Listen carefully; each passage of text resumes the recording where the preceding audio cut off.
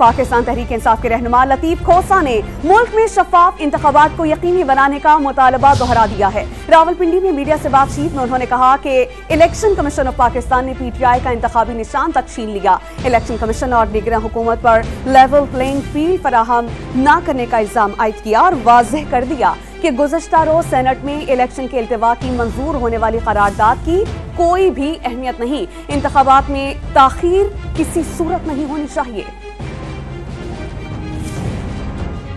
अगर election commission कहे कि जी ये शफाफ इलेक्शन हो रहे हैं तो फिर शफाफियत तो यहीं से टपकती है कि हमारा निशान तक छीन लिया इलेक्शन कमीशन। और निशान छीनने का मतलब ये होता है पार्टी को प्रैक्टिकली डिसबैंड करने के मुतरादिफ है। ये ना तो इलेक्शन कमीशन कोई लेवल प्लेइंग फील्ड की फराहम कर रहा है और ना ही हुकूमतें जो है केयर टेकर्स और उनके जो है नीचे से कारिंदे जो IG या चीफ सेक्रेटरीज हैं वो फराहम कर रहे हैं। इस करारदाद की कोई अहमियत ही नहीं है, कानूनी तौर पर आईनी तौर पर इसकी कोई अहमियत नहीं है। IMF ने भी साफ कह दिया है कि अगली किस्त जो है इलेक्टेड हुकूमत के आने पर ही आपको मुयस्सर आएगी। तो पाकिस्तान ये इस चीज़ का मुतामिल हो ही नहीं सकता है कि इलेक्शंस को मुलतवी किसी अंदाज से मौखर किया जाए।